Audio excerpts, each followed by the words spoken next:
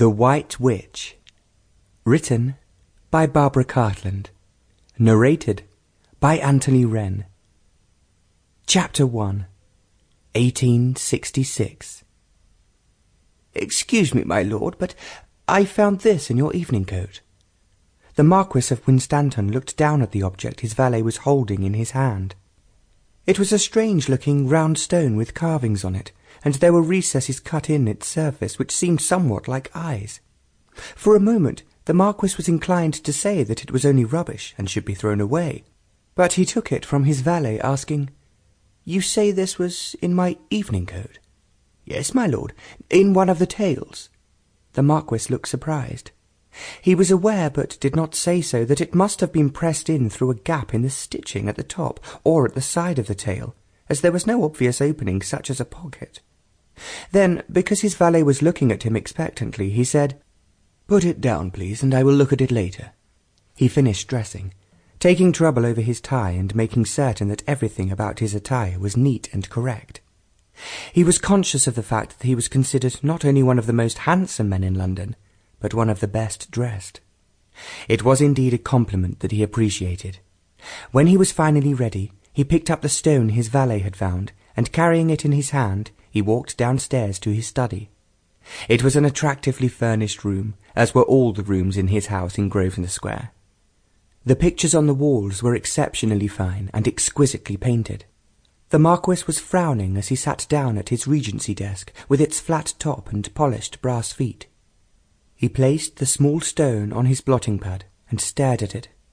He recognized instantly exactly what it was. On one of his travels, and he had travelled a great deal around the world, he had visited Haiti. He was quite certain that what his valet found in his coat-tail was a charm or talisman from that particular country. When he thought it over, he realized who had secreted it there, and for what purpose. He had been pursued by Lady Marshall for a long time, before he finally succumbed to her insistent entreaties and had become her lover. Her husband, Lord Marshall, was obsessed by the sport of fishing.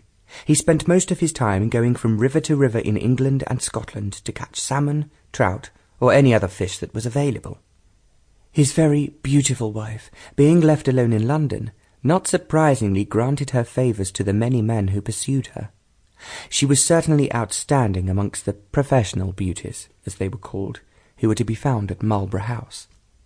The Prince of Wales had set the current fashion for gentlemen to pursue beautiful ladies of their own class after he had met Lily Langtry. Until then, it was considered correct for gentlemen like the Marquis to keep a mistress not of his own class in a discreet little house in Regent's Park or Chelsea.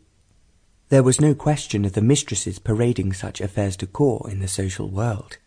Of course, there were secret liaisons in society, but they were in fact kept very secret. Even the gossips who pried into everything found it difficult to be certain of the scandals they were whispering about. Was it not true that the lovely Duchess of Manchester was having a love affair with Lord Harrington? Were two other acclaimed beauties actually being unfaithful to their husbands? The Marquis was certainly not the first lover Lady Marshall had taken since her marriage. As he was exceptionally fastidious, he did not wish to follow a certain duke whom he thought had preceded him. Lady Marshall, however, was used to getting her own way. She had no intention whatever of being refused by any man on whom she had turned her strange green eyes. They were combined with brilliant dark hair with touches of blue. Her white skin was the envy of every other London beauty. Her slender, sinuous, and exquisite figure made it difficult to believe that any man could refuse her. The Marquis, however, had remained aloof in his own particular way. He consistently ignored the very obvious invitations in her eyes. She had invited him on numerous occasions to dinner, all of which he had refused. He had, however, spent much time in her company at other parties. He was not absolutely sure when he found himself invariably sitting next to her at dinner, whether it was due to her contrivance. Sample complete.